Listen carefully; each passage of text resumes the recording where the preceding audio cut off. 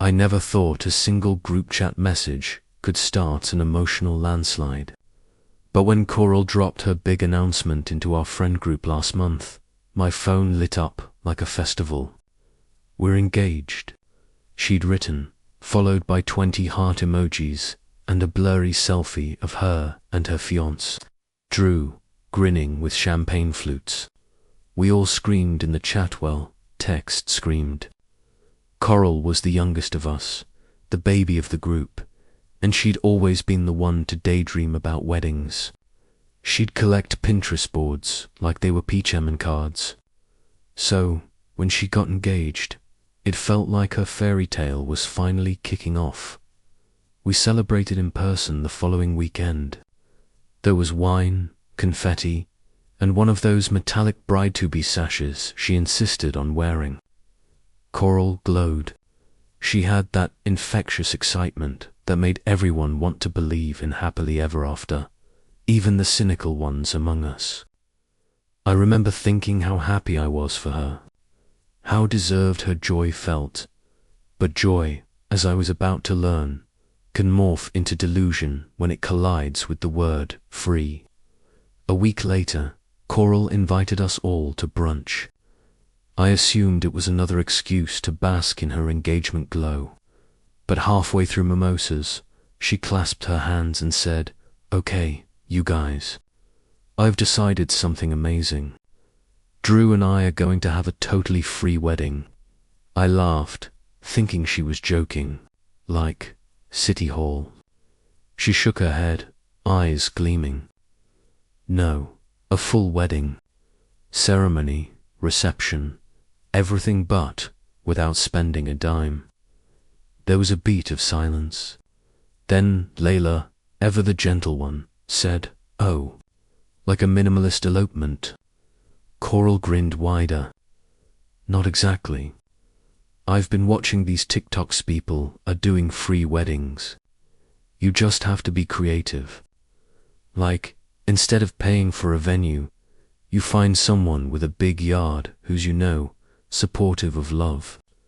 People love helping couples start their journey, and guests can bring dishes, like a huge potluck wedding. And instead of hiring vendors, we'll all just pitch in." I waited for the punchline. It never came. Coral pulled out her phone and started listing her plans. Her cousin would DJ, her sister would do the flowers. Her college roommate, who hadn't spoken to her in 3 years, would probably photograph the event for free. And then came the kicker. "Oh, and you," she said, pointing at me with her mimosa glass, "you can make the cake. You're such a great baker." My fork froze midair. "Coral, I bake brownies. And banana bread. Sometimes cookies," she giggled. "You'll be great. I have inspo pics saved." The photos she showed me looked like something from Bride's magazine, towering, multi-tiered confections with gold leaf, sugar flowers, and hand-painted designs. My jaw dropped. "Coral, that's not a cake, that's an art installation," she said, clapping. "It'll be so special because it's homemade. Everyone contributing will make it more meaningful." Everyone nodded politely, but I could see the same flicker of disbelief passing across each face. Meaningful was one thing. Asking a friend group of mid-20s people, half of whom were living paycheck to paycheck, to fund and execute an entire wedding under the guise of community spirit was another. Over the next few days, the group chat filled with her updates. "Does anyone have a white canopy tent we can borrow? Can someone design invites? Who knows a band that'll play for free?" Each message sounded like a tiny weight landing in my chest. I tried to remind myself Coral wasn't malicious. She just had this talent for optimism that blurred the edges of reality. But then she sent me a message. "Coral, hey bestie, here's the cake inspo for real this time. Don't worry if it's not perfect tits, about the love." Attached were 5 new photos. One had edible gold butterflies. Another had hand-piped lace. I felt my stomach twist. I spent a long time typing and deleting a response. Finally, I sent Coral, "These cakes take professionals days to make. I don't think I can pull that off." She replied instantly, "Oh, come on, you'll be fine. It's supposed to be fun. Everyone's pitching in." Fun. That word stuck with me. Fun was a board game night or movie marathon. Not baking a 40-year cake for 100 people. It wasn't just about the cake anymore. It was about the invisible line between generosity and exploitation. Coral didn't see that her free wedding wasn't free, was just shifting the burden onto her friends. When I finally brought it up to her in person, it wasn't supposed to be a fight. We were at her apartment, surrounded by stacks of DIY decor she'd already started collecting. String lights, mason jars, even empty wine bottles she wanted to use as centerpieces. I said, as gently as I could, "Coral, I love that you want something meaningful, but this isn't really free. You're just asking everyone else to pay for it with time and money." Her smile faltered. "What do you mean?" "I mean, people might feel pressured. You're asking a lot. Maybe just elope or go to City Hall if you want something simple." The air in the room turned thick. She stared at me like I'd insulted her religion. "So, you think my dream is stupid?" "No, you think I'm selfish because I don't want to waste money on a wedding industry scam." "That's not what I'm saying." But she wasn't listening anymore. Her jaw set in that stubborn way she used to get during group projects in college, when she'd refuse to compromise on anything. Finally, she stood up and said, "You know what? Don't worry about the cake." And then she left. That night, I got a text from another friend, Marley. "Marley, Coral's really hurt. Maybe you could have let her realize on her own." Me, I wasn't trying to hurt her. I just didn't want her to be disappointed. The next morning, Coral sent me a single message. "Coral, sorry. Don't worry about the cake." I stared at the screen for a long time. There was no emoji, no exclamation point, just a wall of quiet, the kind that follows a slammed door. For the next few days, I couldn't stop replaying it all in my head. Had I been too harsh, or had I simply said what everyone else was too polite to? In truth, I wasn't angry at Coral. I was angry at how guilt had become the currency of friendship. How she'd wrapped expectations in pastel-colored words like love and togetherness, and expected us all to smile while carrying the weight. Still, guilt gnawed at me. Maybe I had crushed her dream. Maybe some things were better left to crumble naturally. But part of me couldn't shake the image of that ridiculous gold leaf cake. Because beneath it all, under the frosting and fondant, lay a question I couldn't ignore. Was I the villain for saying no? Or just the only one honest enough to admit the truth? The silence between Coral and me stretched like a rubber band thin, tense, and one wrong word away from snapping.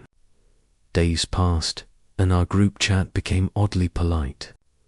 She'd still post wedding updates, but her tone changed. No more bubbly emojis, no tagging me in baking memes, no bestie nicknames. It was subtle, but it hurt. I didn't reply much. Guilt has a strange way of numbing you like emotional frostbite. I kept thinking, maybe I should have just agreed to bake the damn cake. How hard could it have been to mix some flour, butter, sugar, and pretend I was capable of magic? Maybe Coral would have learned on her own that her dream was unrealistic. Maybe I didn't need to be the one to burst her bubble, but another part of my quieter, sharper knew that wasn't true. Someone had to say it. Someone had to draw the line. 2 weeks later, I found myself at a pre-wedding planning night at Layla's apartment. Coral hadn't spoken directly to me since that argument, but she'd sent a group text about getting everyone together to brainstorm the logistics. I wasn't going to go, but Layla guilt-tripped me with a single sentence. If you don't come, it'll just make things worse. So, there I was, sitting cross-legged on the carpet with 4 other friends, surrounded by notebooks, wine bottles, and Coral's Pinterest boards projected onto the TV. She looked radiant, like nothing had happened between us. Her hair was styled in soft curls, her nails perfectly done, and she wore this calm smile that didn't reach her eyes. "Okay," she said, clapping once. "Let's make magic happen." Magic, right. For the first hour, everything felt civil. We discussed guest lists, playlists, and Coral's vision for the ceremony apparently. She wanted everyone to form a circle and bless her marriage with positive energy, whatever that meant. Then came the budget section. "Well," Coral said, flipping open her notebook, "since we're doing everything for free, we just need to assign tasks." Layla shot me a look. I took a deep breath. Coral started assigning people like she was running a company. "Maya, you'll do the flower arrangements. You're creative. Dylan, you can handle lighting and sound your cousins in a band, right? Maybe they'll play for exposure." Dylan frowned. "Exposure doesn't pay for gas, Coral." She ignored the comment. "And as for the cake," she paused, glancing at me. Everyone's eyes shifted my way. I spoke before she could. "Coral, I thought you didn't want me to worry about the cake anymore." Her lips curved into a polite smile that made my stomach twist. "Oh, I was upset that night. I didn't mean to make you uncomfortable, but honestly, no one else here bakes as well as you. And it's just one cake. It'll be fun, remember." I forced a laugh. "You keep saying that like it's a spell that'll make me forget what you're asking." Layla shifted awkwardly. Maya looked down at her notebook. The tension was thick enough to slice. Coral crossed her arms. "Why are you making this such a big deal? It's a wedding, not a chore list." "Because it is a chore list," I said quietly. "For everyone but you." Her expression hardened. "So you're saying I'm selfish?" "I'm saying you're asking too much. I'm asking for help from my friends." I exhaled, feeling my patience unravel. "Coral, you have money. Drew has money. His parents are loaded. You could afford a real cake, or a real venue, or a band. But instead, you're asking people who are barely covering rent to fund your fantasy." Her jaw tightened. "It's not about money. It's about meaning." "Then why does your meaning come at everyone else's expense?" The room went quiet. The only sound was the faint hum of the refrigerator. For a moment, Coral just stared at me, her face a perfect mask. Then, softly, almost too softly, she said, "You don't understand, love." That one landed like a gut punch. I opened my mouth to respond, but Layla quickly interjected. "Okay, let's take a break, no," Coral said, her voice trembling now. "I'm serious. You think everything's transactional. You think helping people is a burden. Maybe that's why you're so cynical." I could have let it go. I should have let it go, but something inside me snapped. "You're confusing generosity with servitude, Coral," I said. "And calling it love doesn't make it noble, it just makes it manipulative." Her cheeks flushed red. Wow, so now I'm manipulative. I didn't say you are. I said what you're doing feels that way. The air in the room crackled. Maya pretended to check her phone. Dylan took a long sip of wine.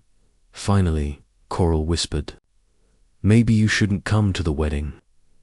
And there it was, the sentence that turned our quiet tension into something unfixable. I nodded slowly. Maybe I won't. She didn't look at me again. I left before anyone could say another word. The night air outside felt cold, sharp, cleansing. I sat in my car for 10 minutes before driving home, replaying every second in my head, wondering how something so small had turned into a fracture big enough to split an entire friendship apart. The next day, my phone buzzed non-stop. "Layla, she's hurt." "Maya, you were a bit harsh." "Dylan, honestly." "You were right." 3 opinions, none of them comforting. I didn't reply to any of them. I just scrolled through Instagram, where Coral was posting wedding inspo reels against smiling, captioning them with things like manifesting our dream day and love greater than money. I almost commented, something like love doesn't mean unpaid labor, but IDN single quotes. Instead, I opened my baking app. I spent the next few hours making a small vanilla cake, 2 layers, nothing fancy. I decorated it with rough buttercream, imperfect but sincere. And as I looked at it, I realized the irony. I did want to make her a cake once. I wanted to celebrate her love, her happiness, her big moment. But what she wanted wasn't celebration, it was validation. She didn't want a cake baked by a friend. She wanted a symbol of how much control she had over everyone else's effort. Weeks passed. The group chat became a ghost town. Coral stopped tagging anyone in her posts. I avoided her name in conversation. Until one afternoon, Layla called me out of the blue. "You should probably know," she said carefully. "Coral found out Drew doesn't want the free wedding anymore." I blinked. "What?" "Yeah. He told her it's getting out of hand. His parents offered to pay for something small but nice, and she freaked out. Said he was betraying their vision." I didn't know whether to laugh or sigh. So now what? She's mad. At everyone. Mostly you. Of course, she is. She told me she thinks you cursed her wedding. That made me laugh out loud. "I'm sorry, what?" She said, "Ever since you refused to help, things have been falling apart. Her cousin dropped out of DJing. Her aunt can't do flowers anymore.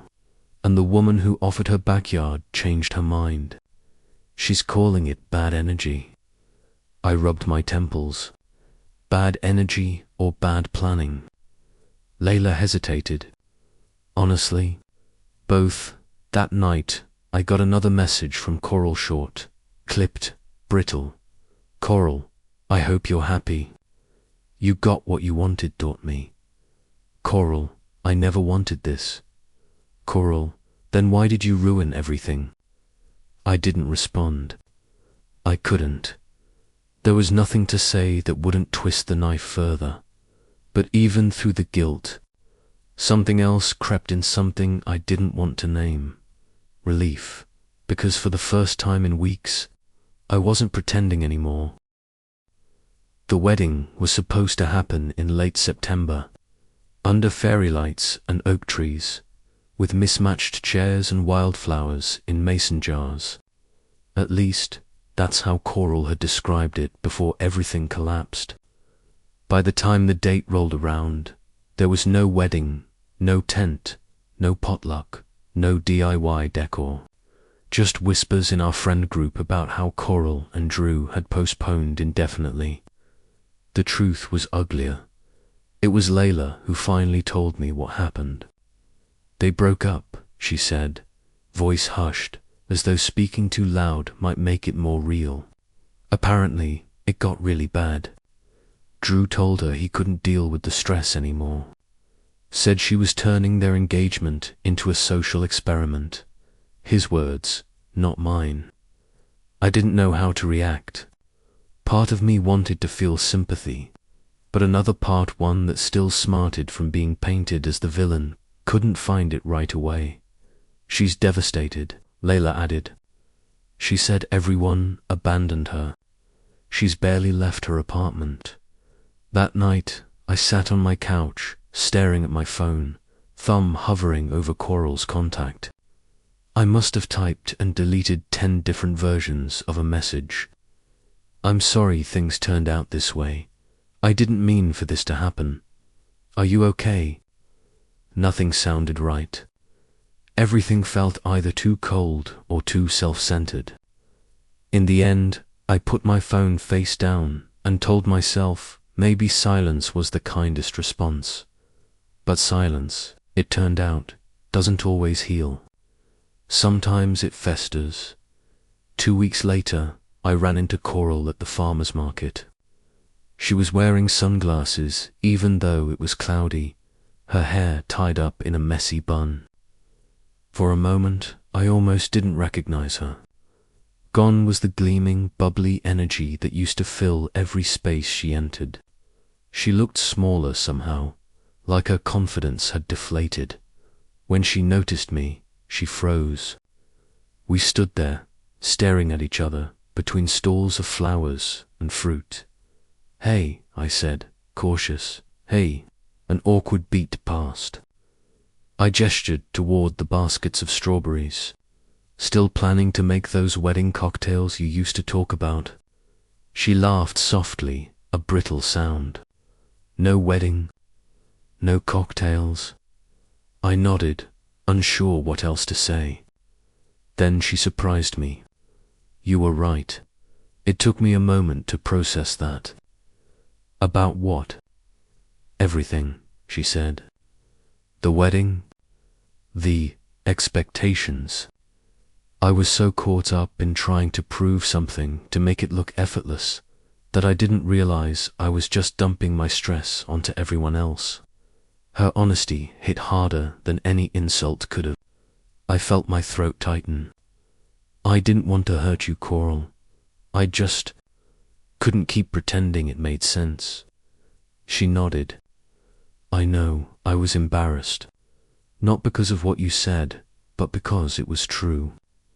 I kept telling myself that love should be enough to make people want to help. But that wasn't love. It was entitlement disguised as idealism." We stood there in silence, surrounded by the chatter of vendors and the smell of fresh bread. It felt surreal to people who'd been so close, now speaking like strangers cautiously crossing an invisible bridge. Finally, I said, "How's Drew?" She sighed. "He's gone. I think we wanted different things. He said he loved me, but he didn't love the version of me who kept trying to make everything look perfect." I nodded. I wanted to reach out, but something held me back. Maybe pride, maybe guilt, maybe the awareness that sometimes closure doesn't need a hug, just honesty. Before we parted, she gave a small smile. "You know, I was really mad at you for a while. I told myself you were jealous or bitter or trying to ruin things. But now I think you were the only one who actually cared enough to tell me the truth." I didn't know what to say, so I just said, "We all lose sight sometimes." She nodded again, then walked away, the hem of her denim jacket brushing against her knees. I watched her go until the crowd swallowed her up. That night, I baked another cake. Not for her, not for anyone else, just for me. Simple vanilla again, with rough edges and uneven frosting. It felt symbolic, somehow imperfect, but real. As I smoothed the icing, I thought about the irony of it all. Coral had wanted a wedding that cost nothing, but she ended up paying more than anyone, in pride, in love, in friendship. And maybe, in a way, I'd paid to be, 'cause telling the truth always costs something. Still, I couldn't shake the question that haunted me since the beginning. Was I cruel for being honest? Or crueler for ever considering silence? A few weeks later, she texted me again. "Coral, I'm thinking about going to therapy. I want to figure out why I was so obsessed with proving something. Me. That sounds like a really good idea. Coral, maybe we can grab coffee sometime. No wedding talk, just normal stuff. Me. I'd like that." And that was it. No dramatic apology, no movie-style reconciliation. Just a quiet truce, fragile but genuine. Months passed. We met for coffee once or twice, careful in our words, as though trying to learn each other all over again. She was softer now, humbler, and in some ways, happier. She'd started volunteering at a local shelter, helping organize small events, ones that didn't require perfection or spectacle. One afternoon, as we sat on a park bench, she said something that stuck with me. "You know, I think I was chasing the idea of being loved by everyone. That's why I wanted the free wedding, so I could say, look, people care enough to make this happen for me. But love isn't measured in favors or decorations. It's in how people show up when you've already failed." I smiled. "Then I guess we both showed up." She grinned. "Yeah, just not in the way I expected." For the first time since this whole mess began, I felt peace. Coral eventually moved to another city for a new job. Our messages grew less frequent, but that's the natural rhythm of life, isn't it? Some friendships survive the storms. Others evolve quietly into something different, less intense, but more honest. Sometimes I scroll through her new Instagram posts. She doesn't post about weddings anymore, just sunsets, books, and her dog. And in the captions, she talks about gratitude, imperfection, and starting over. Every once in a while, she comments on one of my baking photos with a simple, "Looks amazing," and I'll reply, "You'd laugh if you saw the mess in my kitchen." We never talk about the cake, or the wedding, or the argument that split us for a season. Maybe that's for the best. Some stories don't need to be rewritten, they just need to end quietly, with both people changed. Still, sometimes I catch myself imagining what would have happened if I'd stayed silent.